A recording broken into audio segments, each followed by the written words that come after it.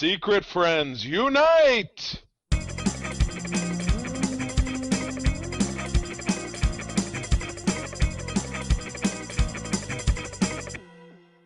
Welcome to the Secret Friends Unite podcast, episode 453. This is your guide to the geek side, and I am one of your hosts, Todd Oxtra, survivor of Michigan trip. Yes, and I am back and still need to put up some Christmas decorations. You know, some of us live in Michigan all the time, and we don't say I'm a survivor of living in Michigan. However, I am a survivor. Charlie Carden here, by the way. I am a survivor of the COVID. I went 3 years without getting COVID. Not 100% sure how I got it. Chances. April was a carrier. She brought it back from Chicago because she had another manager meeting there with her company. I turned around and gave it to her regardless. So now we're both over it. But yeah, COVID. But you know what? Super mild, to be perfectly honest with you. So I haven't lost any sense of anything. I can still smell stuff. Sometimes I wish I couldn't. Like that toy show I told you I was at yesterday with the room full of BO. I would love to have lost have been like Dewey Cox and lost my sense of smell.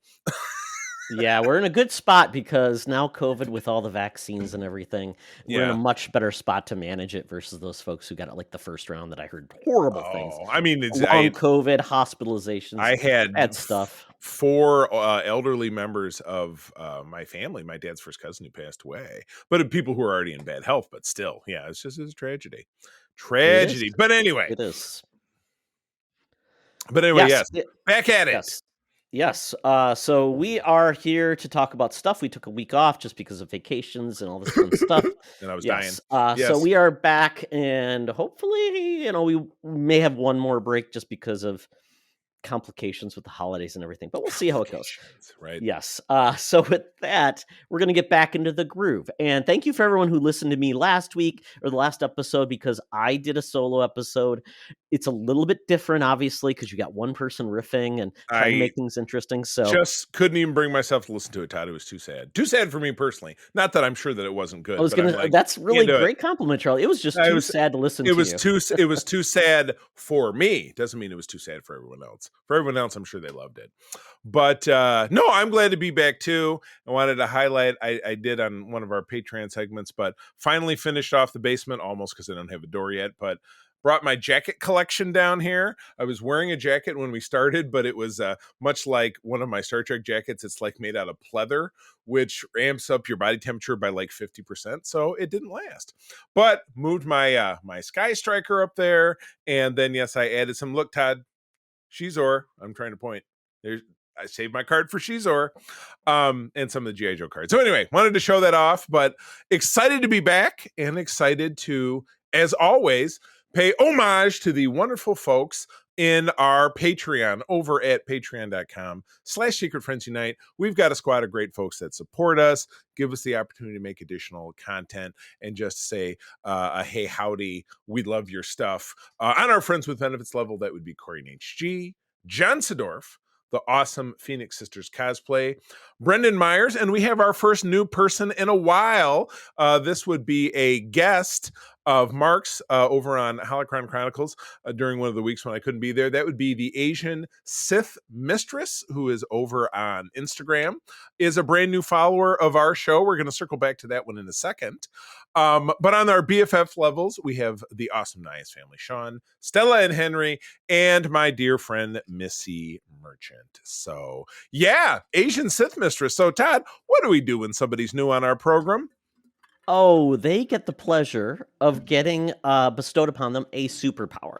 Now, this works where it could be a good thing that's useful in real life, or it could just be fun and goofy, because, that's the way it works. The mutants, when they're born, don't get to choose their powers. Right. You get some that are goofy and silly, like Douglock, who basically just gets to speak in languages, which is useful in the corporate world, not so useful when you're fighting Blob and Toad of the Brotherhood of Evil Mutants. So with that, so I will start, and I will say that Asian Sith Mistress, I'm just going to base this, I don't know much about the person, but based on it's Star Wars related, I will give them the superpower of being able to ignore all of the ridiculous fans in the world of fandom.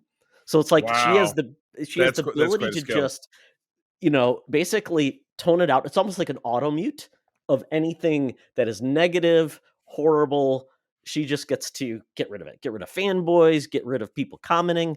It's, proof of just basically gets rid of any of those negative things that make fandom horrible. The blank space. I love it. Well, I would say, to complement that, spinning from that, still being in the Star Wars realm, somebody who's obviously a very professional cosplayer, knows their stuff, and knows how to function in that world and be successful. Here's somebody who can size up a great deal when it comes to a cosplay accessory. If that's a new pair of double-sided, red lightsaber blades, if that's a new cloak, if that's a new Star Wars belt, because all Star Wars outfits, if it's not a cloak, it's a cool jacket, and it's a big belt and a big pair of boots. So she has the ability to get the best deal without having to break a sweat. That's a great mutant power, being the negotiator, like General Grievous. Not bad.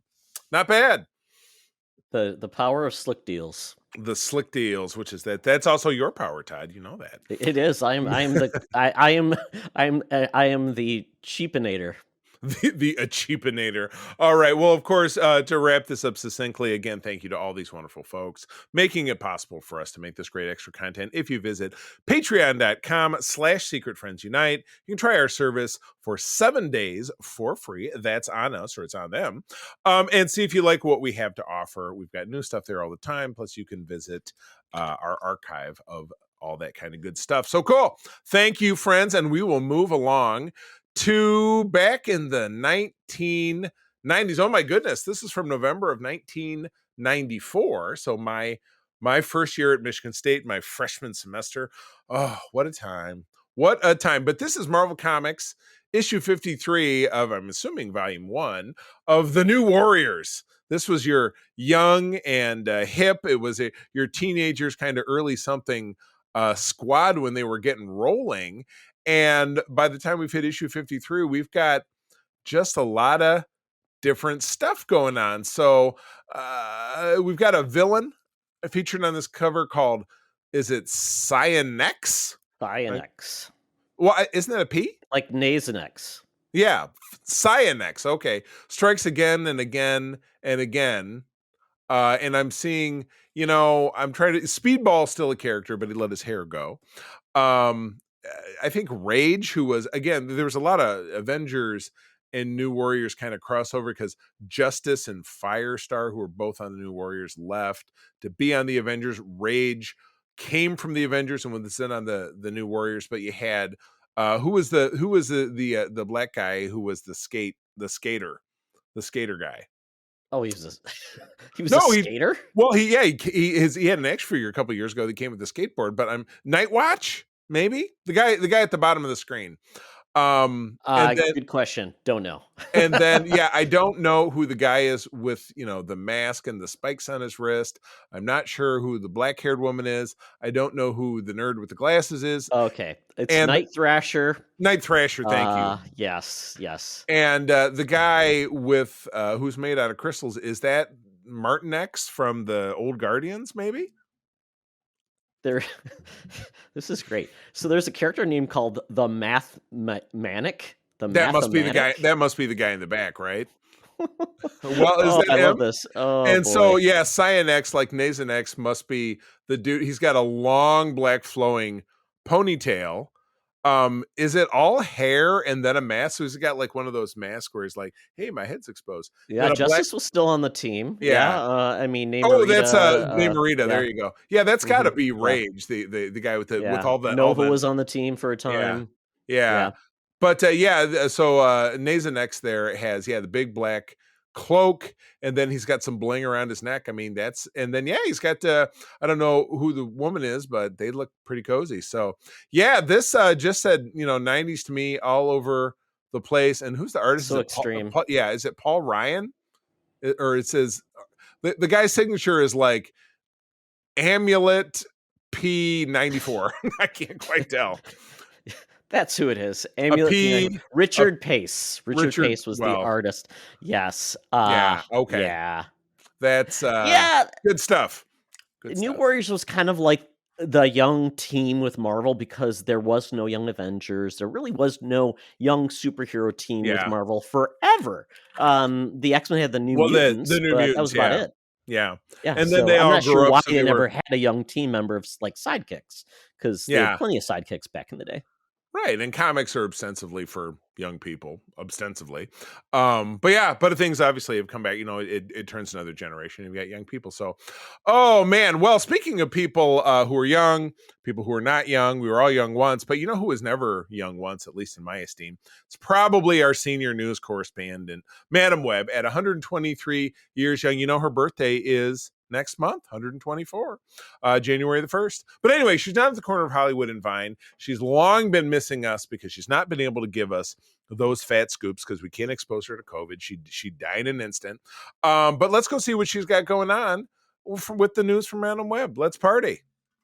Now it's time for Madam Webb's rumors and news. Take it away, boys. Thank you, Madam Webb. Well, I'm glad to see you have been released from jail on a bond. You decided to take Black Friday in a different way and you became a porch pirate. So that didn't go so well, and all you got to show for it is a bidet. Oh boy, how much who has you that don't get need one. shipped? Yeah, Oh, you man. Yeah. for Leafs. Yes, does she live in the woods? Leaf and newspaper. Yeah. Leaf and newspaper. well. When you can find the newspaper. Oh my God. So Todd, as I was kind of riffing you the pre-roll. So here's a story about your favorite creative in the business. What's going on over here? So Dave Filoni has been tapped to essentially become the chief creative officer at Lucasfilm. Maybe. So essentially, he will be now the head of Star Wars underneath Kathleen Kennedy. Previously, there was no point person for Star Wars. There was basically a story group. Yeah. And obviously, Lucasfilm is more than just Star Wars. It's Indiana Jones. It's I guess Willow. Indiana Jones. Do you mean? Oh, Yeah. by the way, I do have look over my shoulder. I do have the headpiece of the Staff of Ra. Picked this up from Target. Retail $50. Got it for $17. Thank you, Christmas. It's a good sign of health of the franchise. Yes. But there's also ILM, who does all the special effects. Right. When people say, will Dave Filoni next be the head of Lucasfilm? And I would say no, because he doesn't know anything about the other parts of the business. So it will be a business leader in charge of that. But, it makes sense that there's one person in charge of Star Wars, just like there is at Marvel. It's not like Kevin Feige is going to go ahead and take over Disney because he's head of Marvel. It doesn't make any sense. But this is happening, and essentially, it's going to be interesting because we'll see how this goes and what it means, and will it mean that Dave Filoni will essentially get veto power of everything, or I think it still goes to Kathleen Kennedy, like what gets greenlit, what doesn't, but he presents all of the ideas going forward, and so he's I pitching. want to do this. Yeah, because she would basically fund it and things like Yeah. that out of the Lucasfilm budget. The Lucas bucks. And it raises a different question. We know that Kathleen Kennedy is no spring chicken. When is she going to retire? And when she does retire, as and I think really accurately illustrated that he is not a executive level muckety muck business guy. Who is the heir apparent at Lucasfilm for her gig? That's a good question because, as we know, it's not Bob really Disney, another name. Yeah, Bob Disney has 3 more years on his contract. He is trying to right the ship at Disney. They're in a world of hurt. They got to figure out what they're going to do with Disney, ESPN, ABC, all of these things. And she was born in 1953, so that puts her at 70 years old. Yeah. Family, things like that. She's married. She probably has some kids.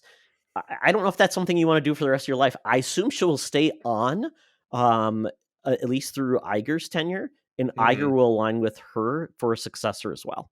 Yeah. You'll probably nominate someone, and then Bob Iger will say yes or no. So that's probably how it will go. And at that point, it probably makes the most sense because that would put her at like 73. She'll finally be able to get Social Security so she can afford her retirement. Yeah, because I'm sure she's scraping by check to check. Exactly. So yeah, Exactly. a quote from Filoni. This is kind of like the stepdad to the new kid. Well, I'm not telling people what to do, but I feel I'm trying to help them tell the best story they want to tell. I need to be a help across the galaxy here, like I'm part of the Jedi Council almost. Yeah, okay, buddy. I don't know about that. I don't know. April and I were just talking this morning. We were trimming the Christmas tree, and I'm putting ornaments on there, and I have an ornament of Luke Skywalker from that season 2 finale of The Mandalorian. And I looked at it and I said, for me, that was the peak of Disney Star Wars, was that season finale of Mandalorian 2. She looked at me and said, you were talking to some dude yesterday at the toy show where you said Andor was the best thing they ever did. And I'm like, okay, well, you know what? 50-50. It was 50%. Let me flash something up in front of your face right now, Charlie. Is that the favorite you have? I don't know. Show me the next thing Filoni's done. I'm sure it's the greatest thing of all time. And again, I'm talking out of two sides of my mouth because I do co-host our Star Wars show here on the network with our friend Mark, who is a rabid, loves everything that comes along kind of guy. Not that I say he doesn't have a critical eye, but he's got more of the bloodlust for the Star Wars stuff than I ever could. And you could probably say the same thing about me when it comes to Star Trek, though I feel like I can pick out when something is really bad, like the JJ movies, or when something's kind of lukewarm. But I'm more apt to be like, yes, give me more. You don't know. I love Rebels. I love Clone Wars. Those were his babies. Well, not Clone Wars so much. That was more of a George Lucas project back in the day. But Rebels was definitely his. And things that have spawned from that. Ahsoka was a little bit here, a little bit there. And Mandalorian was 50% his baby. That was him and Favreau, right? So, but again, Mando was 2 great seasons, and then it had a 3rd season. It's kind of like Highlander, right? There were 2 seasons of Mandalorian, and that's all that happened. Yeah, it's interesting because it would have been interesting if they just renamed it the 3rd season, The Mandalorians. Yeah, because that truly became about all of them, and it was kind of not just one. It's kind of a team sport thing happening. Yeah, yeah, and I'll be curious to see what Filoni does. Is he going to be more like, is he going to be more like Feige, where he basically doesn't have his finger in everything from like the production to the story? He basically says, I have an idea where all these things are going, like I'm not going to be, like an editor in chief, like Jim Shooter. Yeah. Like Jim Shooter. Jim Shooter was the guy in Marvel Comics in the 80s. And while his biggest project, at least that I can think of, was the Secret Wars, Marvel Superhero Secret Wars, greatest miniseries of Marvel, certainly of that time, without a doubt, and really shaped what a miniseries became. But then as editor-in-chief, he just simply had an overall concept, like what's going on in the Captain America world, what's going on with the X-Men, what's going on with the, the New Mutants, or the this or the that. So somebody who keeps like really wonky stuff from going sideways, some kind of cohesiveness, somebody who is a guy. You don't want to say a figurehead, because a figurehead is not a great thing, but yeah, somebody like a Feige. It was funny, I watched in my COVID bed, I was rewatching a lot of the Disney Plus Marvel, and She-Hulk was one of the things I watched, and I absolutely just love that last episode where she literally breaks out of the Disney Plus app and then confronts Kevin, the AI that writes Marvel stuff. And I'm like, it's just, is that, so what is the acronym for Dave then? Give me a Star Wars Dave acronym. Todd, you're creative. Go for it. Digital analyst, valuing Endor. Endor. There you go. So that is an eminent comeback of the Ewoks. Oh my God. See, our valuing Ewoks is even better. Yeah. Evaluating Ewoks. I just hope it becomes like Dave gets beyond himself and like his pretties, his lovelies, his darlings, and he says, pretties. Right. I want him to hopefully say, everything Star Wars isn't just things that I love about Star Wars. It isn't going to be just my creations. It's going to be, because I don't want to be like, oh, we're not going to get an Andor, or we're not going to get something that doesn't feel like it's connected to everything and everybody runs into each other. Pushing the different envelope. Tones, different types of things. So if Filoni can kind of like say, I'm going to step away from being in control and having to be create things, and he can still do his own projects if he really Yeah. wants to. But foster if he's- talent, what you're saying, But if different he's too ideas, busy doing people. all that stuff, quite honestly, he won't have the time to do Right. a thing. It's like Jim Lee does it because he's in charge of DC. He maybe draws a cover, but he's not actually doing a monthly book because he doesn't have the time, because he has to keep everything going forward. That's keeping all the plates spinning. Yeah, exactly. Exactly. And Valuing we know Ewoks. Disney said they want more executives on all their Oh, projects. Yeah, that's and So- trust me, I'm going to dig into that when we get into the meddler. Geek Easy. Yeah, Yeah, exactly. the The meddler. So anyway, just to cap this off, the Skeleton Crew is the next Star Wars project confirmed. The Alkalite, we're also going to obviously see that in 2024, so we've been said, and season 2 of Andor, and then there are a slate of wouldn't it be nice films that have dates in the next 3 to 17 years. So anyway, everything is pie in the sky with Star There's no Wars. animated It's just series like new ongoing animated series. No, planned, right? probably shorts like the Jedi Chronicles or the kiddie Visions. one. Yeah, Yeah, exactly. those- okay. So anyway, all right. Well, launching right along, and I watched this trailer right before we came down. I watched because we're talking about 4 different trailers this week, so this will be a little bit of boom, boom, boom. But the first one we have up is Furiosa, the prequel to Mad Max Fury Road, starring the woman that Todd and I would have a knife fight over, Anya Taylor-Joy. My God.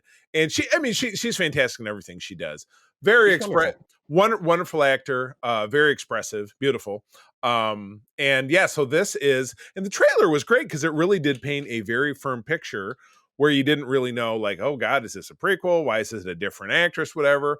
So they're dialing it back many years. It says 45 years after the fall of society. And again, I'm reminded of the Patton Oswalt bit where he said, well, the reviewer that we had in my small town radio said, there's this new movie at the multiplex, Mad Max. Everybody's out of gas, but all they're doing are driving around. I don't get it. They turned urine into gasoline. It became their new power. No, Yes. I thought that was Waterworld. But anyway, this looks spectacular. And Chris Hemsworth is the co-star. I love it. Fully He's got a weird embracing nose and a cape. Fully embracing his Aussie-ness. It's great. He's speaking with a real Aussie accent. But yeah, big old beard. Did Thor not have an Australian accent? No, he had a British accent. He's not speaking Norse. It didn't sound.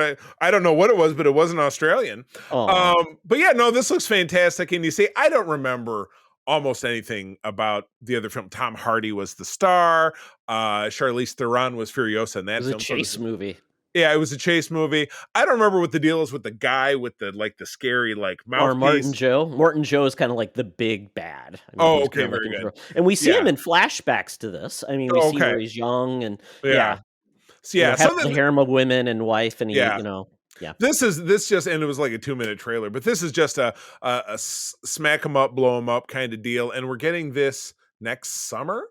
Did it say next summer? It was in April 2024. Oh, okay. One of the other ones. The last one we watched. Oh no, May 24th, 2024. So it is. It said next summer because of the ones that we watched. They're basically, it's kind of a 6-month. Not officially summer, but summer box office. Yeah, summer, kind of like the Planet of the Apes. So, and this is Warner Brothers, right? So this is their big tent pole to get things going. Isn't it Warner Brothers or is it Universal? So. Okay. I believe so. Gotcha. But yeah, I'm fired up. This looks like fun. Great trailer. They hit on all the notes of things that are meant to get people excited about seeing a film. So I think they pulled it off. So I'm down. This looks totally awesome. Yeah, George Miller, he doesn't make many movies, but when he does, they are amazing. And it is typically very much a lot of practical effects. Mm-hmm. And then he does things with the saturation of color. So it looks very much really kind of overkill at times, which is great. And it's just, I guess they had Fury Road had a black and white edition, which I heard was awesome. So I'm excited for this film. I normally don't like prequels, but I'm cold now, so I'm putting my jacket back on. Okay, but old man. But George Miller wouldn't do a movie he wasn't interested in. He could have just done a sequel to Mad Max, but he felt like there was something there in bringing an actor like Anya Taylor-Joy, who's basically playing a young Charlize Theron. That's awesome. So I'm excited to see where this goes. It's going to be over the top, and love this. Cannot Sweet. wait. all over it. So moving along, something that we'll see a little quicker. We got a 1-2 punch about the Boys franchise. Now we wrapped up Gen V, and that was obviously with the intent of spinning into a second season because it was left on a cliffhanger. But the train is not stopping for things related to the Boys because we got a trailer for season 4. It is season 4, season 3, season 4? Season 4. Coming. Did we get a coming soon? Yeah, we got a coming soon out of this, which I was super 2024. Yeah, yippee. Okay, good. That's soon enough. It's 12 months.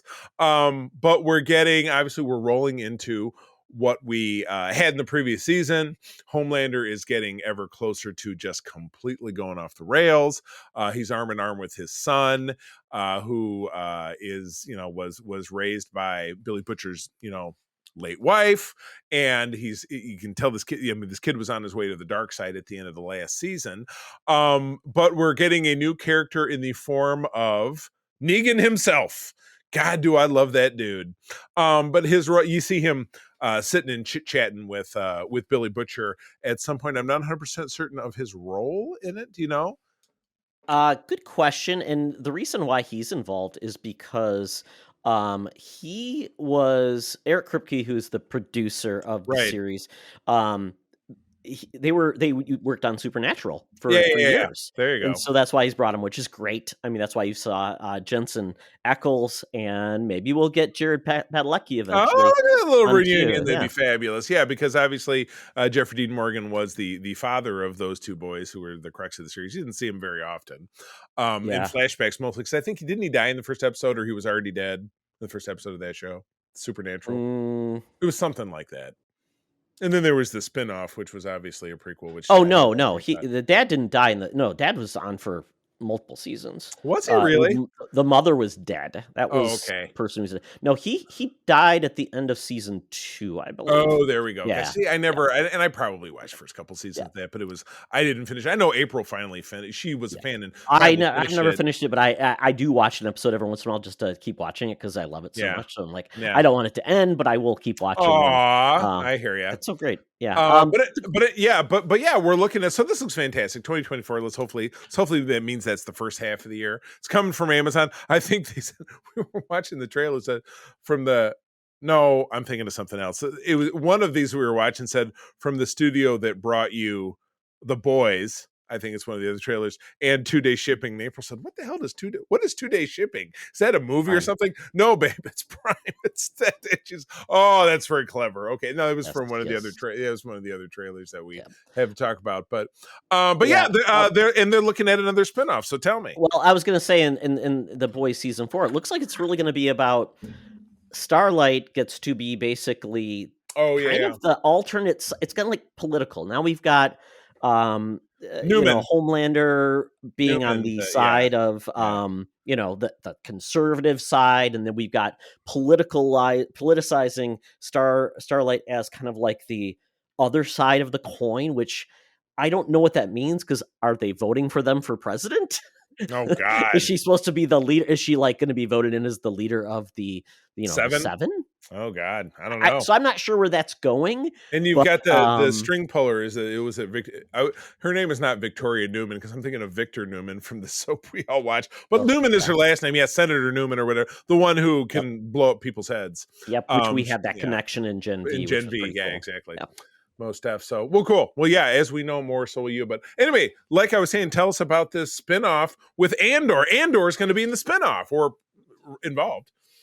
Yeah, we're getting a spinoff of The Boys, which is essentially being set in Mexico. They're calling it The Boys Mexico, Los Chicos Mexico, whatever you want to call it. And it's got the producer is the writer of Blue Beetle, which I liked. And Diego Luna and Gael Garcia Bernal are going to be executive producers as well. And most likely they'll probably be acting in this, because typically when you get actors involved like this level, that's where going to be involved. They're going to dabble. But smaller roles, it says here. Smaller roles. And this is going to be shot in Latin America, and it will be a Spanish. I'm assuming we'll get dual languages in this, so it can work in other countries. Right. But I mean, they do that anyway. We have seen, but the cool thing about this, we do know that The Boys is superheroes are a global phenomenon. We saw like what that one terrorist that they went to take down in a probably Middle Eastern country. So we know that there are soups outside of the United States. Right. And so this is kind of bringing like more of a global bent to this, especially after Gen V probably got, moved around. I think that was part of it. Homelander wants to make more soups as well. So this could be good. And I will say that I know people are saying, oh God, there's so much of this, but I'm like, literally we get one season of The Boy once a year. We get maybe Gen V will get that once a year. With The Boys, it's been a couple years, hasn't it? Yeah, so we're not getting it like every 3 months we've got a new season like The Bachelor or something like that. So I'm cool with that. The Golden Bachelor just wrapped up, and I'm talking to my friend Tamara, who's one of my oldest friends who lives in the neighborhood, and she's like, my mother is making me watch this Golden Bachelor. There's this old dude trying to pick a bride. We saw a clip on it from one of the from one of the late night shows. It's absolutely just like, it's a guy who's probably, I won't say he's my dad's age, but he's pretty damn close. Like 70, 72, I think. Oh my God, that is my dad's age. My God, actually a little bit younger, but yeah, picking out a bride. It's like, who is entertained by this stuff? Somebody, because obviously The Bachelor's been on for 48 years or whatever. I don't know. Oh my God. And one of the women that was up for the finale is from Minnesota. She is Was she the one who won? Executive chef, like this big chef dude in the area. She's the wife of, so she's trying to get double married. Ex-wife. Okay. Yeah, not like that. No, and it's funny because now we're finding out. Oh, he's not everything he said he was. I'm like, oh yeah, what? The Bachelor? They aren't 100% truthful. How dare they? Are you sure? Oh my God, I know. But it's better than seeing like young wahoos are like, oh, I'm 25 and beautiful and I can't find love. Yeah, right. Oh, life is so hard. Oh, this is so special. All right, moving on to trashing The Bachelor. We probably earned some hate from that. Hold on, I gotta put a new link in here. Yeah, I was to say your link just took me to MSN. My link broke. I will put a new link in it. That is okay. You know me, I can riff. So Todd, Fallout is a video game. I know my son played this, as he was growing up. It was a very big thing for him when we would go to Comic-Cons years ago. He would collect merch, like the little bottle cap or whatever was a big deal. Fallout Boy. But yeah. Pip. Yeah. Oh, Fallout Boy, not like not the Fallout Boy. Pip Boy, sorry, his name is Pip Boy. So, and it was basically the logo for it was like here in Michigan we have Elias Brothers Big Boy, and so he was basically Big Boy, but he was blonde. But anyway, it's a video game series about a post-apocalyptic future, but I adored this trailer with all the just crazy, weird bullshit, giant cockroaches, giant dogs with like mouths that had fingers in them or something. This was just, I messaged you and John in our group chat. I'm like, this is a effed up fever dream and I'm all in. Let's do this. This is the one the trailer said from the studio that brought you The Boys and 2-day shipping. And April said, what's 2-day shipping? Is that a new show? I think there should. I'm assuming there will be an Amazon show eventually about an Amazon distribution center where they show how well they treat their workers. Oh yes, exactly. And it won't be an episode of Undercover Boss. But yeah, exactly. And again, the only context I have is obviously I know it's a game, post-apocalypse, but I didn't know that it was so satirical. So you kind of described it as being like a dystopian kind of violent, like kind of a horror satire. For lack of for a way to describe it. And because there is you're kind of a unknown, like from the perspective of the game, it's like you can have so many different side stories and you can encounter everything. You can get involved in everything. So the cool part about this is there's really no canon story. So you can tell a story from every perspective in this world. And it is essentially, basically nuclear war happened in the future. People were put in these vaults to survive. That's why you see these people in like these blue costumes, Charlie. They're called vault dwellers. And, I don't know how long they were supposed to stay in these shelters, but it's been generations. And this is like 40 years later, I think.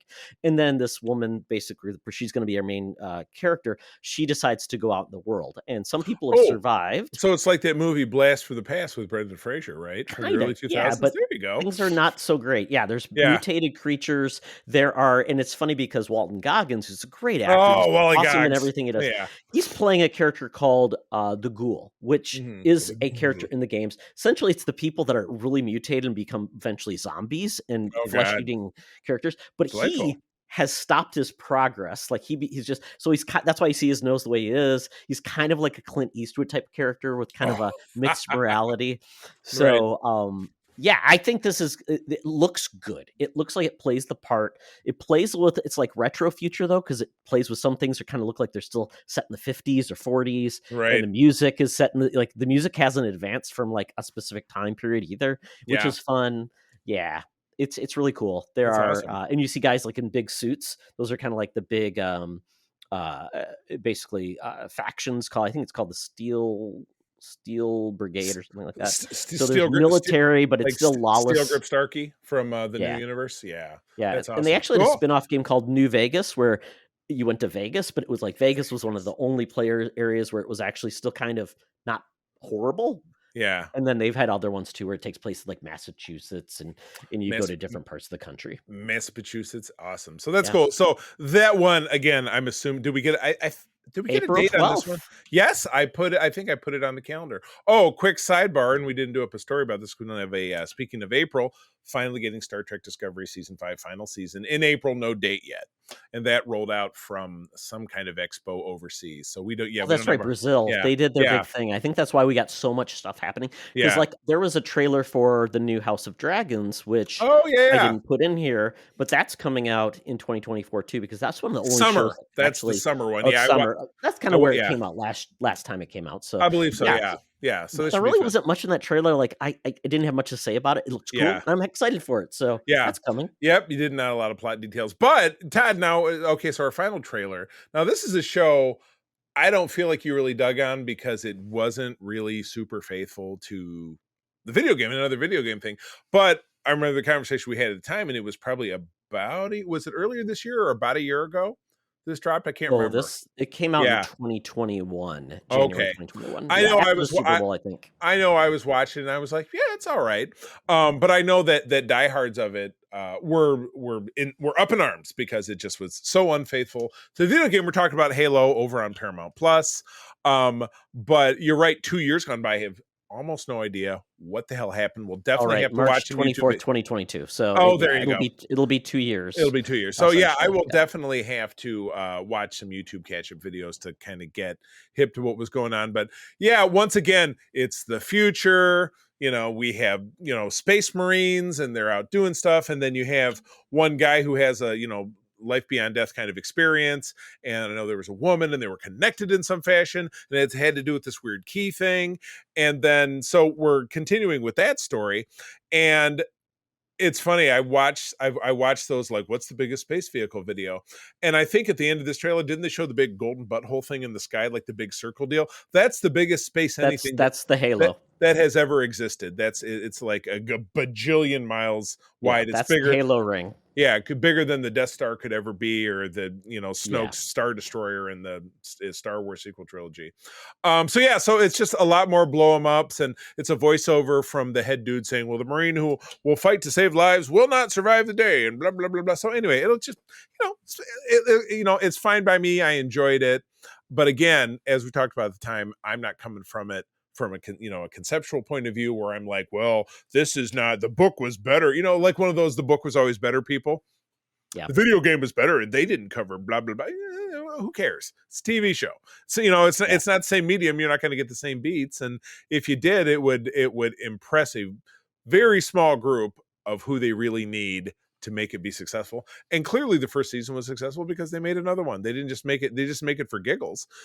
Some people watched it and liked it. So I'm excited. And I'm assuming if this was a March release, maybe this is a end of first quarter, early second quarter kind of deal. It's February actually. Coming out in February, so it's very soon. Okay. Oh yeah, you know what? You're right. It did give a date, and I went ahead and put it on our calendar. February 8th. Yeah. So good. I think I'm hoping they've learned some lessons because we're getting nobody ever learns anything ever. Well, we're getting really good video game content now. We're getting like The Last of Us, so it's like, oh, it's must watch. And and Halo, where it's much more action oriented, and it's a game all about killing aliens. That's what it all is. And that the TV series had very little bit of killing aliens, which I get. Well, you don't want to do that, but they spent a lot of time building up the whole Spartans and what they're about and how they were created, and then very little about the actual alien threat, which is the Covenant, who basically come in and absorb species into their yum. well, Yeah, no, right. into the class structure, and they Oh, basically very good. enslave them to work for them. And then you typically Ah. see that's why you typically will see 3 or 4 different types of alien types, like brutes who look more like apes. You've got like the grunts who look more like insects kind of. So you get more of that. So hopefully, and I think we now are seeing we're actually seeing the real threat finally versus just, oh, we got to take out Chief. And then it was a lot of him and that have the relationship with the girl and the spy. So we built that up, but now we can get into the main part of the show, which is more about the series, which is about the alien threat and Spartans. And Todd, once again, aliens. If we get there with that and they've improved, perfect. Right. Because I did like it when they did certain action scenes. I thought they looked pretty good. They looked pretty neat. So excellent. Very good. Awesome. Well, yeah, it's you're right. It was something, tipped the floodgates, and we talked about 4 trailers, and there were 2 others that we didn't, because there was a clip from the Discovery one as well. So so there's a lot of stuff coming out, and thankfully, obviously, because the writer's strike is over and the SAG-AFTRA strike is over, people can go out, talk about them, promote them. So the entertainment industry resumes, which again, when we get to the Thunderdome, I got a bit to say about that as well. But anyway, that is the end of the news. Time to get out that Fuber app, that feeble Uber app. The Geek Easy awaits. It's time to get down to Scuggsville, Nasty Town, and talk about things we are enjoying. So let's do it. Hey, Secret Friends Unite, let me tell you about Zencastr. We use them for our show, and now they're supporting us. Zencastr is now the all-in-one solution making podcasting easy. It's the ultimate web-based podcasting solution. Provides high-quality audio and video podcast production and hosting. With a full suite of professional tools, podcasters can seamlessly record, produce, and publish studio-quality content, all from one dashboard. Being a creator has never been easier. And we chose Zencastr because of the ease of use, high quality output, and it makes it super easy for our guests to come on. We had multiple solutions we tried before, and Zencastr has just been the best fit for us. Why Zencastr? It's now super easy to record a podcast with Zencastr. Log in using your browser and start recording a high-quality podcast right away. Record studio-quality sounds and up to 4K video with your guests. Feel a sense of zen knowing Zencastr's multi-layered backups ensure you always have your recordings in the highest quality, even if the connection is unstable. Have you ever worried what you sound like? Zencastr's post-production process makes you sound buttery smooth. It automatically removes those ums and ahs in your recording. It removes those awkward pauses in conversation too. Set the right podcast loudness and levels while reducing background noise with the click of a button. So if you're interested in making an easy, high-quality podcast just with the click of a browser button, go to zencastr.com/SFU and use our code SFU. You'll get 30% off your first month of any Zencastr paid plan. I want you to have the same easy experience I do for all my podcasting and content needs. It's time to share your story. Now back to the show. Talk nerdy to me. Talk nerdy to me. We're sitting in the Geek Easy, cover band's playing, drinks are poured, and we are ready to get our geek on. So I've been watching a lot of animation lately. Charlie, I won't go deep on this one, but I'm actually finally watching the Cleveland Show, and I'm enjoying it. Oh, I certainly have watched a bit of that, but it gets better. The first season is really rough. It does get better. Okay. The characters grow on you, and you find the characters that are endearing. I mean, how long was it on for? Was it on for 4 seasons? Wow. And Family Guy is the next wave of The Simpsons. It's still on. It's been 20 and it's seasons. Moving. Yeah, it's moving to another day, so it's going to move out of Sunday, which is funny. Weird. Yeah, it's bizarre. Wow. So you watched the Cleveland Show, but anyway, so you've been watching some animation. Yeah. What are you watching? Yeah, there's a new show called KraPoplis, which is part of the new Fox Animation Domination wave. I guess they didn't even call it that way. We talked about that. Those are all on Hulu, right? Like I can watch those on Hulu? Correct. Okay. Yeah, so this show is by, I believe it's Dan Harmon. So if you think about the guy behind Community and also Rick and Morty, he's got this show called KraPoplis, and it's set in like call it like, Greek times where there's gods and there's goddesses and mystical creatures. Yeah. And the main character is essentially the king of this land. And Oh, his crap. mother, he's a demigod, and his mother is a goddess, and his dad is like a chimera a creature. So he's a creature. Okay. So he's like half and half, and he's got siblings that are also like But one's like a he's still got a human wiener, so that's why he has kids, I exactly, yeah. guess. He's like a centaur with wings and a Of scorpion. Yeah, course. very Of weird. course. Of course. And then he's got a sibling that is like a cyclops warrior woman, and then also a brother who's like a little aqua dude. Think of like a merman type character. And Aquadude. yeah, so it's pretty clever. It's got a good sense of humor. The main character is always blank on his name. The black guy from the IT Crowd. Richard Iode. Yes, so he's the main character. Then you've got his mother, who is the voice of who's voiced by Hannah Waddingham from Ted Lasso, She's the owner. Fabulous. Then you've got Matt. I'm blanking on his name. Matt. He's the vampire from What They Do in the Shadows. Matt Berry. Matt Berry. So Matt So Berry it's is all. So it's a lot of Brits.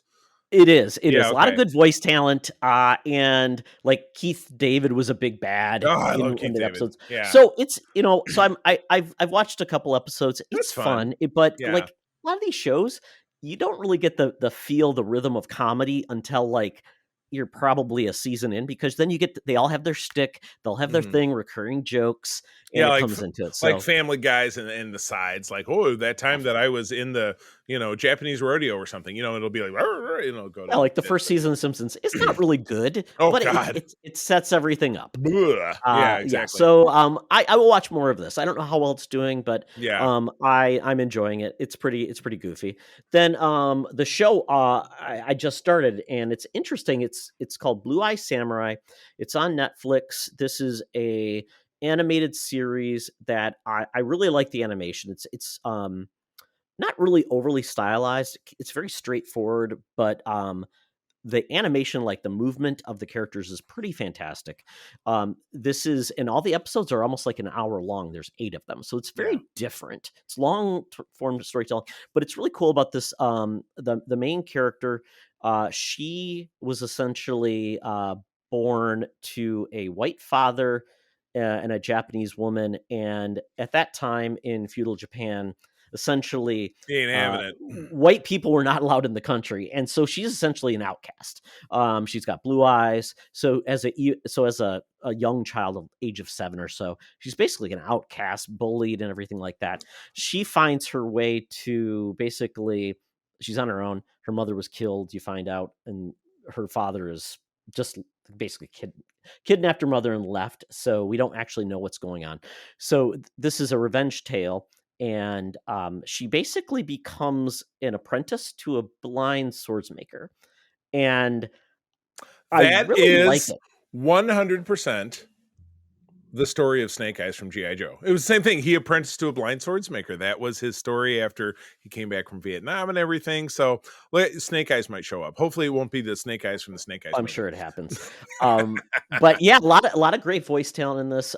You've got Masaoka from Heroes is in this. Oh, nice. Brenda Song, George Sakai does a voice in this. Randall Park. Kenneth Branagh is one of the white evil dudes. What are the White Devils? White Devils. Ming Na Wen, Mark Dacascos. So quite a pretty good voice cast, and there's a good sense of humor to this, but also it's adult. There's nudity, which it's surprising. There's some joke about this guy who's kind of like a virgin, and it's animated nudity. Oh yeah. Everything looks pretty good. In that case, oh God, it's pretty good. What is that? Oh my God! Well, like I said, it's fairly realistic too. So I think it's beautiful. Kind of reminds me of Naked Dudes. In a lot of ways, reminds me of the What If animation style. Okay. So like I said, more realistic, not hand drawn or anything like that. But not like I really liked it. Oh yeah, the choreography of the fights is amazing, and I was watching a video where they showed like essentially live action doing the choreography, and they did it side by side in the animation. It's amazing. Oh, It's wow. really well done. I'm enjoying it, And that you said I it's will on watch Netflix, more. huh? Netflix? Yeah. Yeah. All right. Well, Yeah, it's give it a great. peek.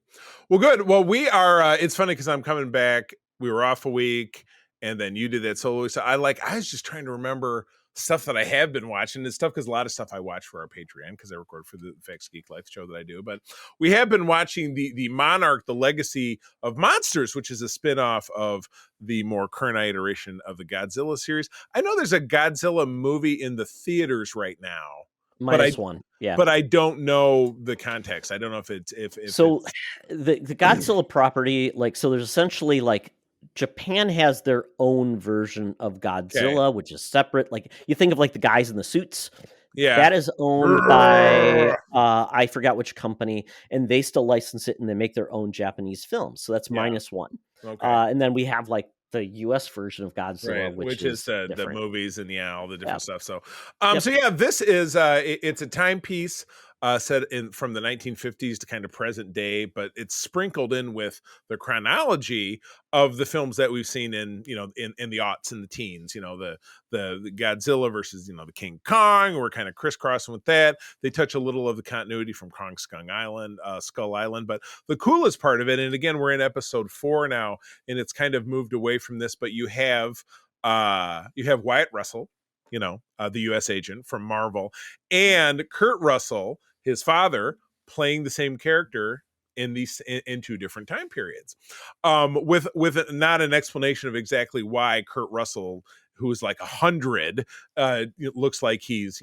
is in his 70s, but it has to do with following through the great mystery of keeping things under wraps. And I'm not going to dig too deep into spoilers because it's very dense and I should pay closer attention because I'm like, what the hell's going on now? But it's a little slower moving until we get to episodes 3 and 4, where again, you're getting your storyline from the early 1950s. And then you're getting your storyline from current day, showing different monsters popping up in different scenarios. Like, for example, in the 3rd and 4th episode, they're in Alaska trying to chase down the lead because they're trying to find the dead father of a couple of these characters, and they stumble upon a monster that just breathes ice fire, and it destroys the plane they came in and kills the pilot. Sorry about spoilers, but you trust me, when the monster appears, you kind of get the feeling something like that's going to go down. And but in the 50s, you're showing like a Bikini Atoll kind of nuclear device, but drawing Godzilla to it and then trying to blow it up because even though our people want to research it, the Army's like, nope, gotta blow it up, bye-bye. So it's interesting to see where this is going. Again, this is on Apple Plus. We renewed Apple Plus just to watch this, but also the morning show is back, which is, I can only watch so many episodes of that show because it's all so dark and horrible that I'm like, let's switch over and do the other thing we're watching right now, which we're watching because April's never seen most all of it, Scrubs, which is over on Hulu. And talk about a show, the first season, that has really not aged well. All the gay jokes, and of course Dr. Cox always calls JD by a girl's name and stuff, and and Todd is a kind of a creeper. So Todd. Exactly. The other quick bit is the Fear the Walking Dead finally ended. Todd, that was the Walking Dead show that you would never watch, and I understand, but that's a show that in my mind, to a certain degree of success, took its initial run of it, which was it's a family from LA, and it's a widowed mother and a son who's drug addicted and just a regular run-of-the-mill teenage daughter. All of them escaped when the shit went bad. They hooked up with a con man, they stole a boat, and then they took off and had adventures down to Mexico and kind of worked their way back up into Texas. And it was one of the characters from the Texas arc that ended up being the villain in this final season. In this final season, they're trying to get back to Padre or South Padre Island. They're still in Texas to find sanctuary, but then they have to kill to take it back, and it's all this different stuff. So at the end of it, you do find out that Madison, who's played by Kim Dickens, the mom from the beginning of the show, her finds her long lost daughter dead. They Madison kills this guy, the Texas guy, Texarkana guy. I'll call him the Texarkana guy. I like that better. What happened to Jenna Elfman? Oh, she lived. She lived. Yeah, she lived, and I don't know. How about Greg? Is Greg there from Greg and Dharma? I think that she had to sacrifice him. She had to push him in front of the zombies. And I cannot remember what happened to Morgan, to Lenny James's character, who was from the original. I'm not sure what happened to him. I probably have to go ask April. She did a better job paying attention.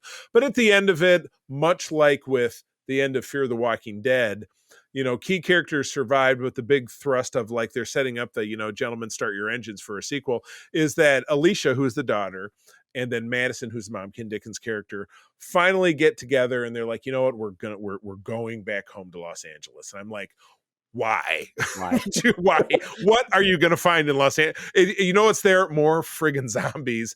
And if you're going back to your house or whatever, it's probably not there. What are you going to do in Los Angeles? So it was a weird ending, but again, it's the world is about survival, but it's a franchise. So as shows continue to move forward, you might see the two of them pop up. Who the hell knows? But anyway, I think they kind of did as best as they could, because they didn't have a big like super thread to wrap up. Because it's not like, and we found the cure to zombieism and we flipped the switch and all the zombies stopped zombieing and now it's just people. That hasn't happened yet because they won't have a franchise anymore. The next thing on the horizon for The Walking Dead is the Rick and Michonne show comes out in February, I think. And other shows that Daryl Dixon wrapped up, the Maggie and Negan show in New York City, that wrapped up. So I think... Well, Daryl's coming back season 2, right? And it's going to have Carol on it. Yes, that is correct. Yeah. Have not heard that was the case about the Dead City one. Daryl and Carol. Daryl, yeah, they couldn't get her because they filmed it in France. She couldn't get a passport, the actress. So that was the issue. Yeah, I don't know. Shit. What did she do in Paris? What did she on like someone? Did she like? Did she bounce a check or something? Maybe she's not let this woman in the country. You don't know if she's an ex-con or something. Did she not get vaccinated? I guess not. Ooh, I have no idea. But anyway, yeah. So they're bringing that show back. But yeah, that was how that show ended. Is you had the stinger at the end of that was Carol had arrived where Daryl had gone, got kidnapped on a boat. It was like a town in Maine. She showed up looking for him. So obviously they're going to reconnect. So, but anyway, yeah. So there wasn't any big whiz bang conclusion to Fear the Walking Dead. It was just that, it went out like a wet fart. Yeah. It was the two core characters survived and they're going off on a quest that makes no sense. We're going back to where they began. Yeah, exactly. Big circle. Big circle. Let's go back to California. So anyway, it's whatever. I'm more excited for the Rick and Michonne show because those are the core, those are two of the really core characters of the franchise. Yeah. So, and it had to do with where Rick was all those years because he got kidnapped by the big bad, the big whatever the organization is, the kind of new United States government, whatever, kidnapped him. So it'll be interesting to see how that plays out. But that's it. That's what I got going on. So yeah. All right. So with that, Todd, that takes us out of the Geek Easy. It is time to get out that Air Qantas app. The mutants and hologram Tina await us down there in the land down under, where we're going to be talking about things we're not thankful for. Let's make it happen. Welcome to another edition of Thunderdome. Thank you, Tina. We're sitting in Thunderdome where the mutants have been gathered for a topic or a game to be entertained. And I thought it was time, we have Thanksgiving, we're thankful, we're, too much positivity in the world. And it's time for us to go a little bit on the other side. Yes, it's time for Festivus, an airing of grievances. We did this on co-op mode, and it was actually a lot of fun. We kind of talked about, and we want to keep it on a positive from a negative perspective, meaning like things we just continue to see that are not good in regards to maybe trends or things like that. So we're not going to be attacking individual people, things like that. We're going to be really more talking about some of the things we've seen that are just kind of like, that would change to make the world of geek media a better place. I gotta go generic and about that. All right, I'll go first. The biggest thing that I'm not crazy about was this trend during the SAG-AFTRA strike, where these executives really thought at the end of the day that they had all the power. That made me crazy, because you have Suits. And again, it was echoed again by not naming any names. The person said, The Marvels was a failure because we let them run wild. There was not enough on-set supervision with the people there on the set, and that's why the movie was unsuccessful. Just, these creatives, we deal endemically doing podcasting as we do. We work with, and the different talent that we work with a lot of artists. Jen Watson, who's my collaborator over on Code 47, is an artist. She's a wonderful cosplayer. She's a very creative type. my friend Kelly Gettner up in Wisconsin, an author, a creative type. You know what I mean? All of the, and Todd, all of us, we create this. This is our art that we create all the time. If there's no content, then there's no business. And it's not that we here at Secret Friends Unite are a world-shattering business, but if everything that dictated all types of entertainment was made by your Kathleen Kennedy's of the world or Bob Iger, like I said, sorry to throw some names out there, but these are some of the big ones, and really thought that, well, we'll just go on without these people and they're going to have to do what I say. That's ridiculous. So I am thankful to see that trend in particular take a big, knee to the groin with this great victory of the end of the SAG-AFTRA Act. I like to see artists being paid their due and really showing that they do make a difference in being able to command, what they earn, and the contribution to what they make in society. I mean, the whole other side of the coin that I'm hearing more and more fear about is, AI generated art and so on and so forth. That doesn't touch me so much personally, so I guess I don't have a ton of opinion about it. I think it kind of sucks. Art is art. I'm always most interested in having people obviously be attributed for the work that they do. But yeah, that's something that really drives me nuts, is when these muckety-mucks executive who makes tens of billions says, oh, we just can't afford to give these people this thing and that thing, because it's basically, oh, well, you're going to have to sell one of your Learjets or one of your houses around the world. You know what I mean? It just really turns my stomach, Rich Dixon in particular, that they really think that they can drive the boat. And it's great to see these people really be taken down to their knees. So that I'm thankful to see that type of behavior take a blow. Made me happy. Yeah, when all was said and done with the strike, it was essentially a much ado about nothing in regards to what the studios actually achieved, except lost money and ended up giving back more. So Right. I hope they've learned something that, next time this comes around, because we know it's a 3-year deal, Yeah. that they will at least come from a position of we're partnering rather Right. than being against each other, because Right. they just didn't do anything. Yeah, they didn't want to spend another 6 months. All it did was take away 6 months of earning, both at the time it was happening and then in the 12 months that followed. I mean, look at, the MCU has one film coming out in 2024 where they had a slate of 3 or 4, so it was, let's hope lessons are learned, although people in positions like that rarely learn lessons. But again, immediately afterwards, you had one of these talking heads say, well, I think we gave up too much. Okay. Yeah. Okay, buddy. Sure you did. Yeah. It's, so anyway, so anyway, that's my biggest trend that I'd like to see. And I'm sure it's not over, but it's great to see it get a kick squaw in the nuts, as Eric Cartman might say. It's good stuff. Yeah, I want to say I'm unthankful for poor economic decisions by corporations that they made for themselves, and now everyone is being made to pay for it. That would be Disney Plus spending on just to make content, not actual art, not quality, not really come from a position of we should make sure these things are of value, have good writing, good processes, and then making the product, and then essentially taking things away from people. Like things getting canceled, removed from services. We have like projects that we're been told that were, halfway decent or already done, and then essentially being written off for tax purposes. Right. And then certain executives saying, we're actually brave for doing so. I'm like, wait, it's this.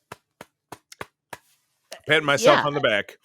Yeah, and then we are continuing to see this where the only one that suffers typically are the creatives and everyone the audience. else. Yeah. The audience as well, because now you're essentially getting less for what you actually pay for.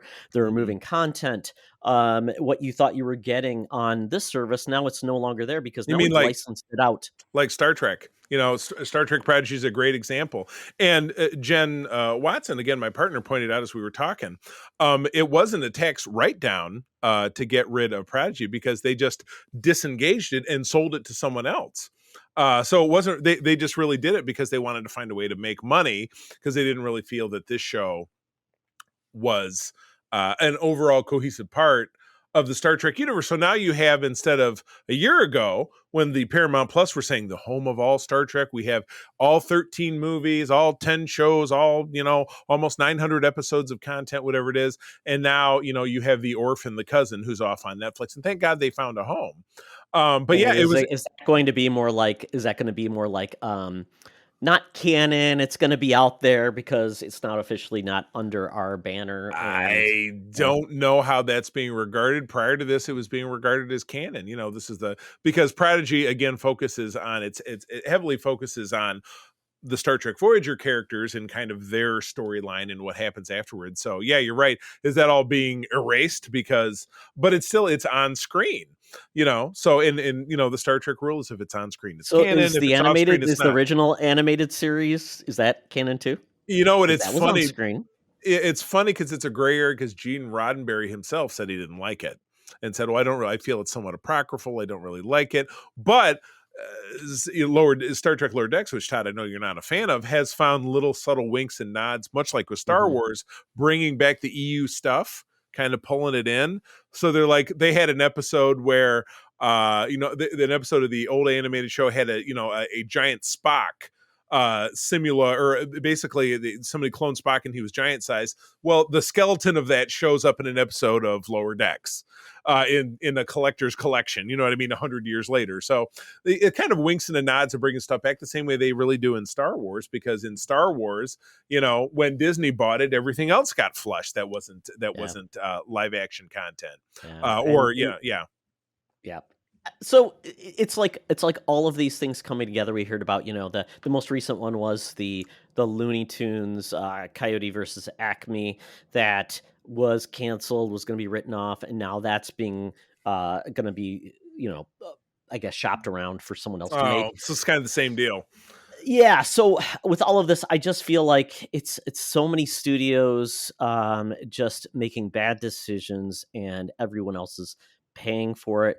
And everybody think, well, it's not a big deal, but it's like, well, imagine you spent how many months or years of your life making that, and that would be on your resume to share, like, to get new jobs. And if it didn't even appear, then you couldn't, to be like, well, what'd you do?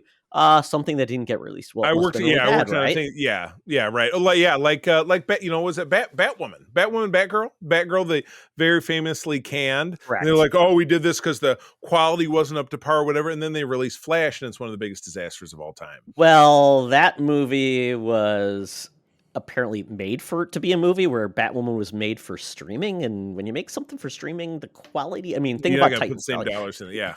Titan was made for streaming. Is Titans going to be? Are you going to put that on the big screen? Well, I didn't know that. I didn't know that Batwoman or Batgirl was. I thought it wasn't made to be a theatrical film. No, it's meant to be for Max, and smaller budget, like $80 million, and apparently everything came out of that movie was not going to be good. So that's where he basically said, we don't want this out there because it looks like another stinker for DC. Because and again, what's hilarious is that then the Flash comes out, and it is a turd in the wind. It's one, like I said, it's one of the biggest losers of all time.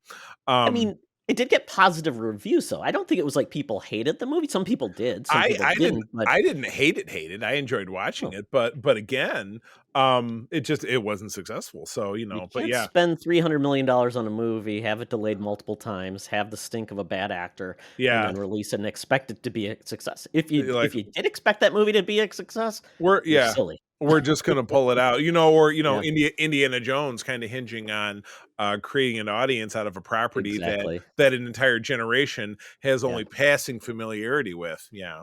So I don't know. Yeah. So you got another one, Charlie? Why don't you do another one? I'll see if I can think of something. So I'm going to say I am unthankful for the fact that we're continuing to see streaming prices of services go up with, I would say, less value. We're seeing less releases. We're seeing, we used to get movies day and date. Now we aren't. They're getting delayed. We don't know. Like Barbie still hasn't shown up on HBO Max, and that's a Warner Brothers property. And you think about that. So it's like, okay, is it now worth the price we're going to pay, considering Mhm. every service has gone up? Right. And I'm not going to be one of the people like, well, we should go back to cable. No, because cable Yeah. still wouldn't give you Netflix. It wouldn't give you all those things Right. that have the good stuff now. I Right. just am not getting MTV and all that crap that nobody cared for anyways. So, and I'm hearing rumors now that Paramount Plus and Apple may even merge in regards to as a service. I did hear that as well. Yeah. Yeah. What exactly does that all mean? Yeah. Yeah. So, like you said, like, I mean, well, we had Paramount Plus merge with Showtime, but are we really going to get new Showtime content, or is it just going to be It's all old Paramount. Showtime Yeah. content Right. and it'll just be new Paramount Plus? So, I am worried where this all is going because people are going to start cutting back. And I mean, Yeah. and I don't know if it's worth it to people. What's must see, what's not. I don't regularly subscribe to Apple TV Plus because, Same. quite honestly, their amount of releases are just staggered. And I'm like, I'll just wait until something good comes Yeah. on. Ted Just Lasso's tune not in, coming tune in. back. Yeah. I mean, so Yeah. it's a trend that I don't know is for the best, Mhm. and essentially is going to make. I think it's going to shake things up in a bad way, where we're going to see less content, less stuff made, and we're going to be paying more. And I don't think that's a good thing. Yeah. Well, my most recent one I'm not thankful for is playing roulette with licensed properties when it comes to comics. You know, my biggest one that I was really chagrined was I was starting to get back into GI Joe because I was so enjoying the what I think is very successful uh string of hits with the GI Joe Classified series, releasing a lot of great figures. It really got my excitement up. And again, you've got a property that has no successful films because they've all been trash. Let's face it. There hasn't been a cartoon product in 20 years, and I didn't even really pay attention to that. And I grew up with the comics, loved the comics, but I got out of print comics a long time ago because by the thought process of, well, if it's something that's streaming, I'll find it because you and I both use Marvel Unlimited, DC Universe, Comixology Unlimited, which is, excuse me, as of the time you're listening to this, is now simply Kindle, because that service will have dissolved entirely as of December the 4th, as I recall. But so I'm getting back into GI Joe. Found out that I knew about a year ago that it went away, but when it went away, it disappeared digitally. Cannot find it unless you're in the resources of the dark web. And I wanted to pay for it outright. I wanted to, hey, these volumes of trade paperbacks that I used to borrow from Comixology, they were, one volume was 10 issues of the classic series, which is 155 issues. I had a few of them still borrowed, but I read volumes 1 through 4. When I get to volume 5, I didn't have it and I couldn't find it. So then I am left to start what I've been doing for the last 4 or 5 months is, like I was telling you, I was at Grand Rapids Comic-Con. I was going from booth to booth. What do you got? G.I. Joe comics do you got? What do you got? And, they're not super expensive, $3, $4, $5 each. But that series went to 155. A big group of time went by. Larry Hama came back. They started at 156. They went all the way up to 300. None of them to be found digitally. And when issue 301 hit last month, which again, that's something I should have talked about, that I picked that up and enjoyed that. But again, I was able to intuit what the hell was going on, but not only had I not read issue 300, but it was nowhere that I could find it unless I did what I did. I managed to find a copy because I went around on Black Friday and went to some different shops. So, the same roulette that you experience with streaming services, you'll get with comics as well, in particular if they're not part of big dynasties like Marvel or DC. Marvel and DC hang on to their stuff, but how many licensed properties that Marvel or DC had back in the 80s, like Old Battlestar Galactica comics or Indiana Jones, which thankfully I have every copy of it in print, and I those were very, very formative stories for me. Some of the first I ever read, so I love them. But back in 2009, when Indiana Jones and the Crystal Skull came out, they published, I think, IDW or maybe it was Dark Horse had the license at the time, published some very nice volumes of it, which completely disappeared, went out of print. Now they're $200 each.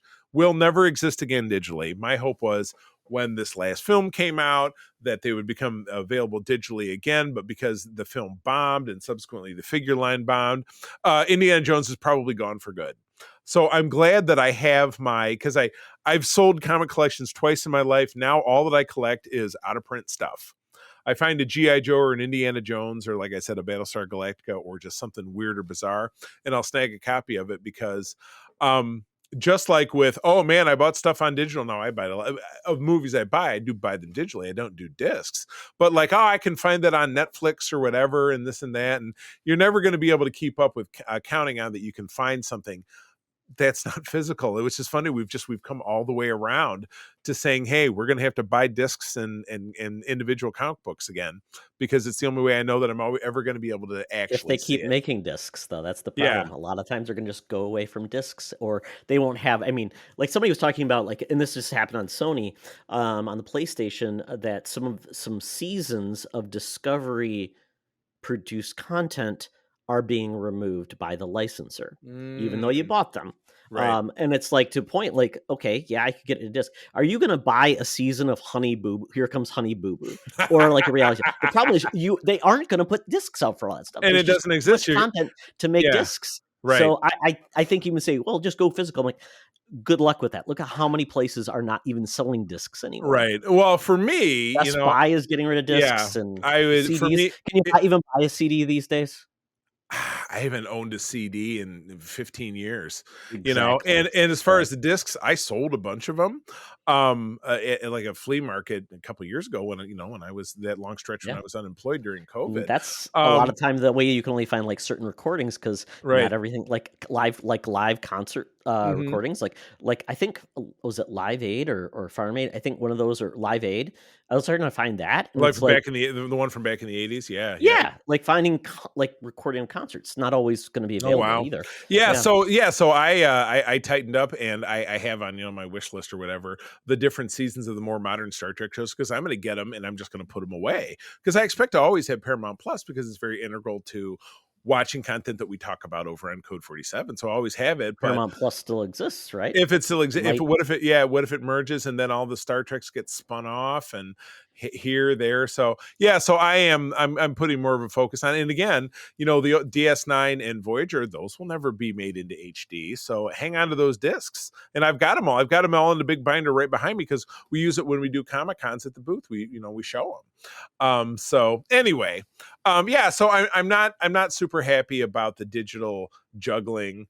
And I'm not happy about having to go back and buy all these issues, half of which I've never read, because I would love to, just like when I read through Amazing Spider-Man 10 years ago, and I got all the way, that I was able to read absolutely everything on my Marvel Unlimited app, and it was just from one issue to the next, never had to hunt and dig and try to find them. So it sucks that it's that way, but again, we've come all the way back around, that having it in your hands is really the only way to have it. If it's something that's old. If it's something that's new, you're kind of out of luck.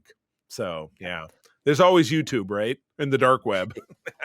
Exactly. Yeah, and licensed things have always been that way. Yeah. Anything that's licensed, you're likely to not, like video games. A lot of video games, they lose the rights. Like even Microsoft, they have a car racing game. Well, they had licensed music. Or they have licenses to get the cars. Well, if they lose those, they can't do it. So you basically have had to own a copy, and hopefully they'll continue to offer it on their servers, and do that. So there was, or TV shows like 30 Rock. Oh, this episode is deemed offensive, so we're going to remove it from streaming. Two Guys, a Girl in a Pizza Place. Nobody's showing that show. It's niche. I found it on DVD pretty cheap, so I bought it. Just because it's not a great show. WKRP in Cincinnati is a great double example. Only the first season of it was produced on disc, and the rest of it not being made available, because a lot of the licensing for the music that they played in their interstitials, because it's a radio station, they didn't have the rights to, so they had to go back and swap it out with elevator music, and it was just like, the only way that you can deal with that is by having something on disc, because we never had this. Nobody ever complained about not having this show back in the 80s, because no one had anything physical except for records and things. Right. TVs and movies, like I just shared a post on our Discord today. This time of year, this is the 40th anniversary of the home video release of Raiders of the Lost Ark, 2 years after it came out. But it was a big deal because it was a home video release at a very affordable $39.95, which even back there in 1983 dollars was probably $100 or pretty close to it.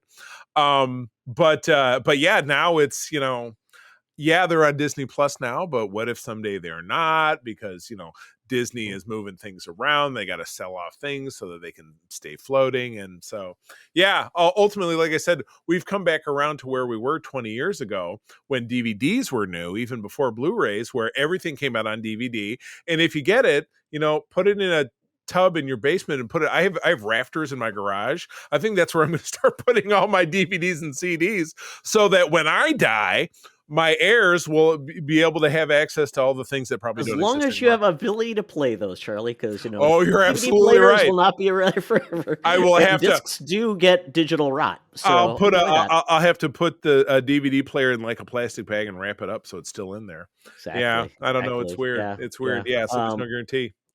Yeah, so I have one more. Okay, go for it. That was me. I came up with that off fly. Yeah, so go for it. No, that's a great one. It's a great one because these are all these trends that are like we just are hating to see. The trend I'm hating to see is everything is politicized. I'm unthankful for the politicization of everything. Yeah, the whole get woke, get broke. Where the people say, "Oh, if it's got any like positive messages for LGBTQ, it's not going to make any money." Like Lightyear. Lightyear's a great example from last year. Exactly. Enjoyed that film, but there was a micro inclusion of a same-sex couple, and everybody was up in arms, and the movie failed.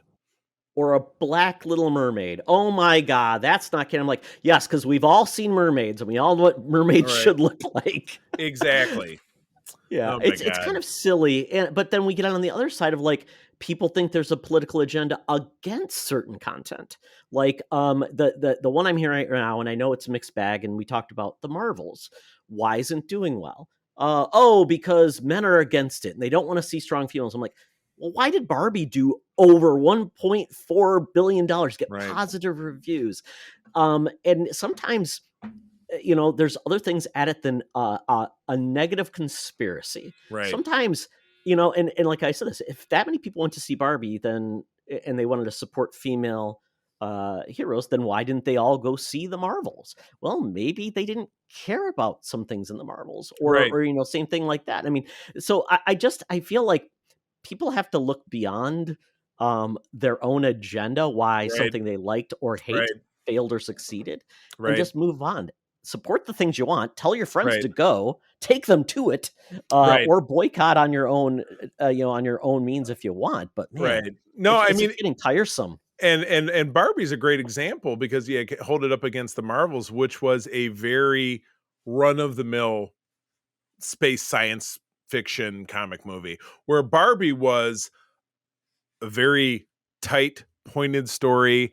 Made a lot of really incredible points, did something that hadn't been done before. And again, Todd, we talked about summer of last year with Top Gun Maverick touching the quadrants, men and women above and below a certain age. That gives you your 4 quadrants. That's like the opposite of a woke film too. Did really well. So we can't say like, masculine shooting things down with a jet. Oh, we can't have that in America anymore. 2 diametrically opposed concepts. So it's proof that women enjoyed going to see Top Gun Maverick and men enjoyed going to see Barbie. I loved it. We all loved it here. You know what I mean? And I didn't feel threatened by it. I didn't feel like, oh, this is just about man hating and blah, blah, blah. No, I mean, I thought it told a very good story with some very great pointed messaging about things that are real in life. And I'm receptive to it because I'm not an asshole. I think that's what helped me enjoy the movie. You know what I mean? And because I don't hate, I don't think all women hate men, and I don't hate all women. I've had some reason to in my time, but haven't we all, to hate people in general? But I thought it was a great message because I think the things that they spoke to really resonated, and my mind was open. But open-minded people are, they're not exactly a dime a dozen. You know that as well as I do. Oh, and it's celebrating certain movies that can be made, and a licensed property like Barbie, and just showing a creator, Greta Gerwig, awesome, great job. I mean, picking the right actors and having a good time, a good solid script, a plot that wasn't hard to struggle. And you know what, Charlie, I didn't have to know 50 years of Barbie to get the plot. I didn't have to watch you didn't tie Barbie in all movies. The animated series. Yeah, exactly. The Barbie magazine, the Barbie Horse Adventures video game. I didn't have to know any of that just to enjoy the film. Very meta, very self-referential, very, very able to poke fun at itself, and then just embracing kind of what it was. Where the Marvels, not so much. They had some very standard paint by numbers Marvel kind of beats. Oh, it's going to be a thing, and it's going to be this and that, and at the end of it, there's a stinger that's going to tell you about the next movie. I still enjoyed the Marvels, but again, you're talking about two genres that are not at all connected, where Barbie was a kind of a meta comedy satire. Dramedy, where the Marvels was a comic film, which we already know as a franchise is experiencing extraordinary fatigue based on things like The Flash. Aquaman comes out in a couple weeks. You know what? I'm not feeling positive about Aquaman. No, Ant-Man didn't do well. And Ant-Man was bad. Exactly. Even Black Panther 2, struggled to meet the heights, and that's expected because we're now in year 12 of superhero films. Of kind of the Marvel dynasty. 12. Well, 15. 2008 was Iron Man. So we're 15 years in. So everything. Westerns weren't popular forever. They ebbed and flowed. Could be time for that to go away, and the next big thing will come along. It's just nothing stays up forever. Big trend. What's the next big trend we can't get enough of? Is it going to be horses, macho dojo casa, and all Barbie? Well, it'll be Barbie. It'll be Barbie like self-referential stuff because that was a big hit. So everybody's going to go. I know what it is, Charlie. Barbie, It'll be Tarzan films because you know what? We can't get enough Tarzan. You're gonna have to bring back something to defend the next thing. So anyway, oh, cool. I like it. No, this was a good one. This was a good one. I liked it. Yeah, so let us know out in the world what you are not thankful for. Obviously, we don't want to attack people or things like that. Obviously, studio executives, they're up for grabs. They make so much money. Trends. They're a figure that make bad decisions that hurt people. So you know what? Correct. Go after them, but don't hurt actors, directors, people that are making creative decisions. Unless they're horrible people, then you choose your own adventure. Yes, you do it. It's all up in the air. Well, cool. Well, friends, that is the end of our program. Todd, where do people find you out there? They can find me at T Oxtra and at Secret Friends Unite on Threads, and still out there on Twitter, just hanging out, making sure I friend all my old friends from Twitter and put them on Threads, because it's still, that's still where a lot of people are, and I still want to make sure, we're communicating, but it's not, I don't dwell there as much as I used to. Yeah, as opposed to me, I did delete it altogether, and particularly after Elon's little temper tantrum this week, I'm really done. And that's okay, but you know what? I'm glad you're keeping it active. I also am over on Threads and on Instagram trying to share some content, share some thoughts. I'm kind of a slow go, but I am C3 Carpenter over there. Just spell it out. I'm not too terribly hard to find. And as always, my wife April and I do run the USS Grand Petoskey. That is one of the biggest chapters of the International Star Trek Fan Club in the world.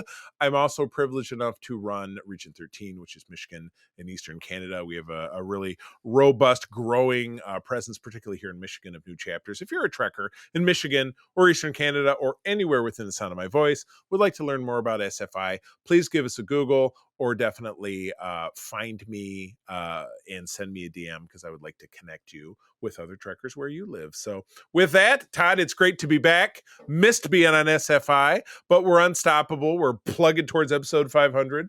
I'm going to tell you, as always, that sharing is caring, and to keep on trucking.